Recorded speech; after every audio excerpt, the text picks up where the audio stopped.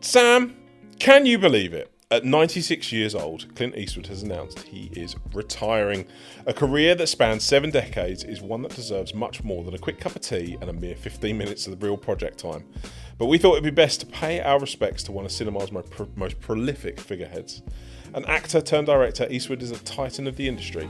So grab your drink and let's take 15 minutes to talk about Clint Eastwood.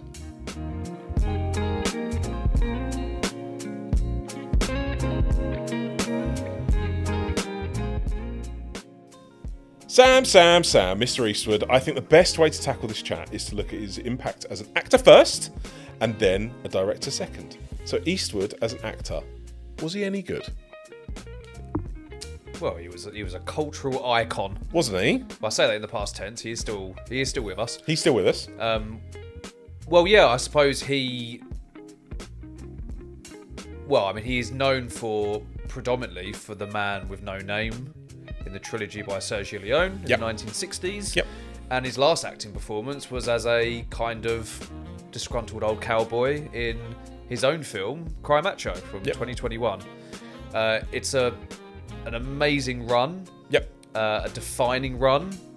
He's kind of like a beacon of masculinity, I think, for about 6 generations. Yep. The ultimate cowboy.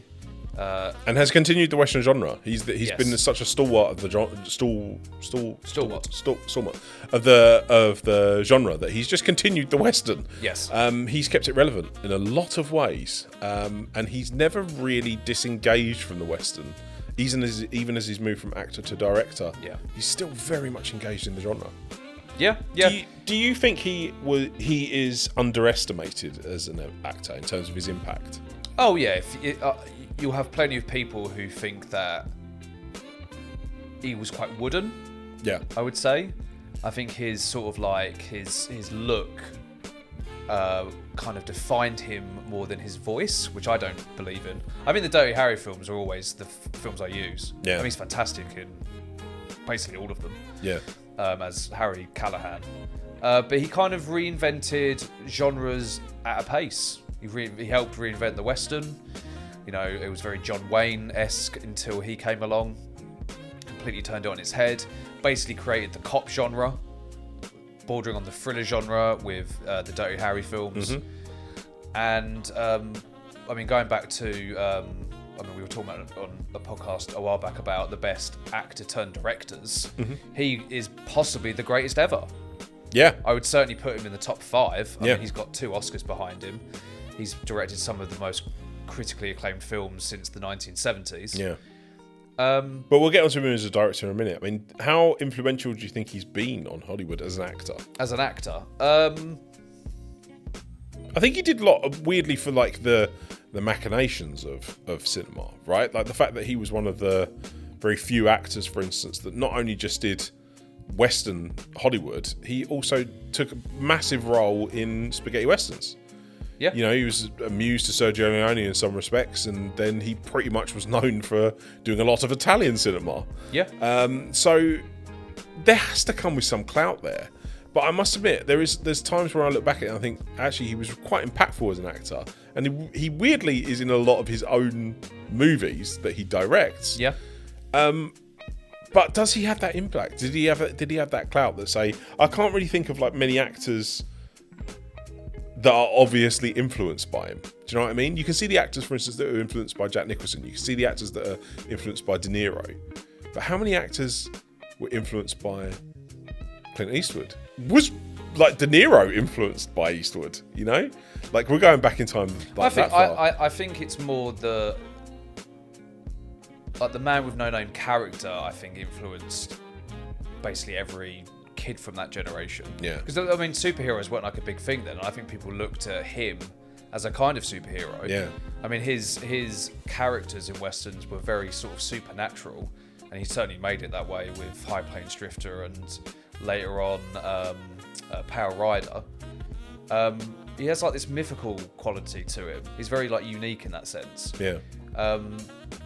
He doesn't have I wouldn't say he has like a hell of a lot of range, but the range he does is very powerful. Yeah, he's very good at what he does. Yes, and that, but he didn't always do films that just made him look cool.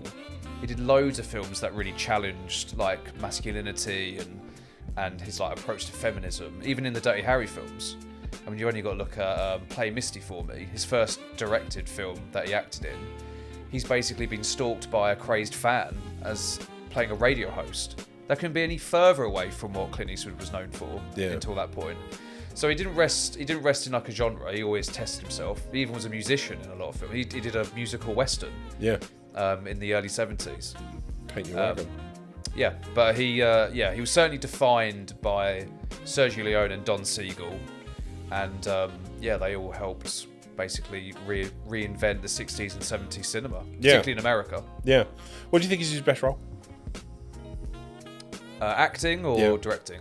This is standing as an actor. We'll get on to director in a minute. Acting, I would say his.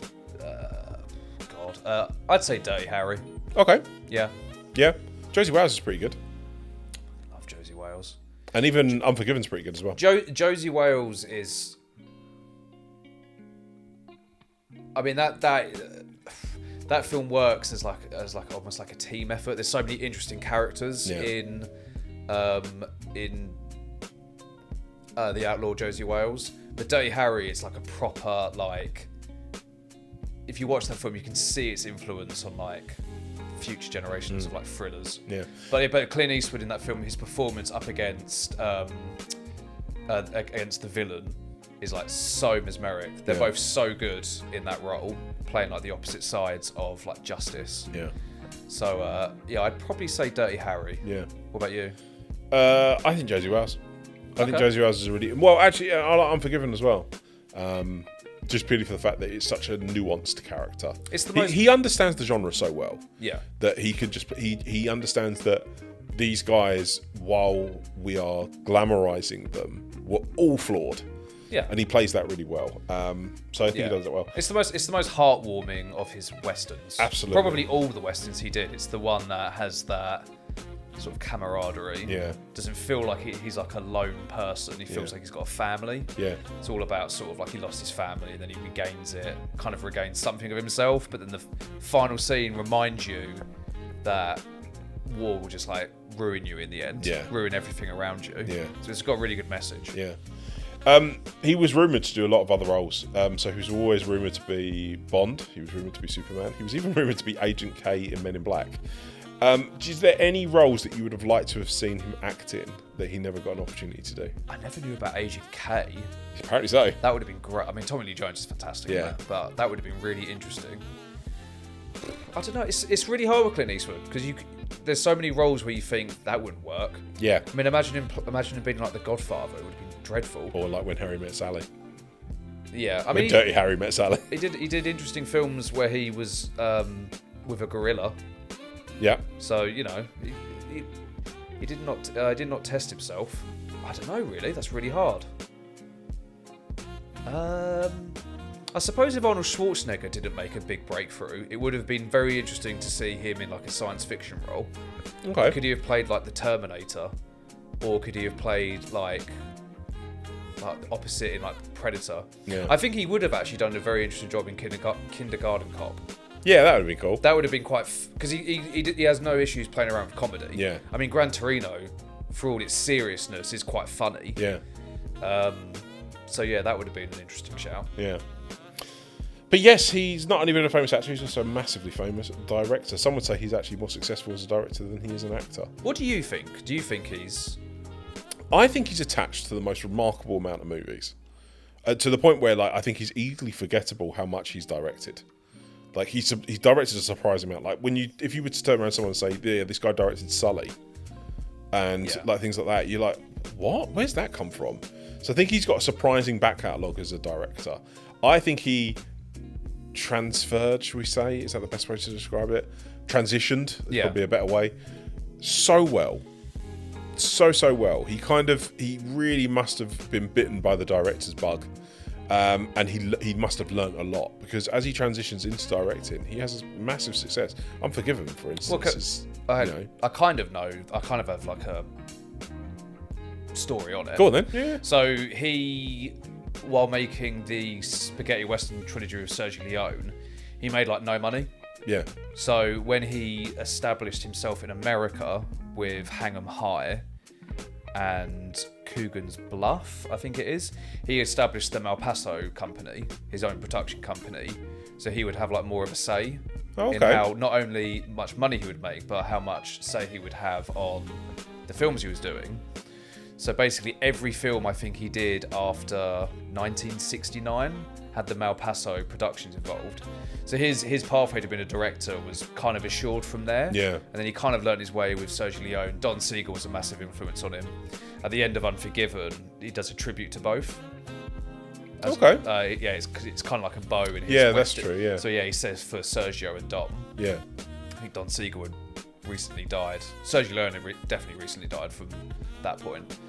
But he's a man who likes to control his own destiny. Yeah. And I think his characters are very similar to him as a person. And he took that into directing. Yeah. Because he was, for example, The Outlaw Josie Wales, he wasn't originally supposed to direct that.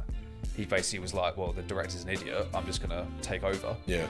So, and he was kind of defined by that till the very end of his career with Juror Number 2. Yeah. Where basically Warner Brothers were like, well, we're not going to really release this, and he was just like, well, screw you then. I'll just pack it in. I've had enough. I've made a good film. See you later. Yeah. Yeah. But he must have had one of the longest stints at a studio. He basically worked for Warner Brothers from Play Misty for Me. Yeah. In 1971 until Juror Number 2. Wow. So I think he may have worked for a couple of other studios, but it was predominantly Warner Brothers. Yeah. Wow, that's quite a run, isn't it? What do you think is his best movie that he's directed? Unforgiven. Yeah. Yeah. It's not my favourite Clint Eastwood film. Better than Mystic River? Yeah.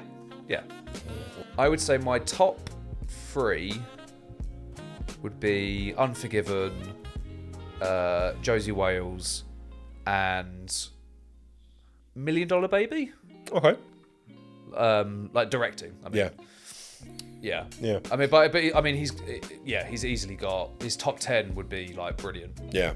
Would you reckon there's anything you would have liked to have seen him direct that he never got a chance to? A big one being 2018's A Star Is Born. That would have been very interesting. Wouldn't that have been his interesting? He's got.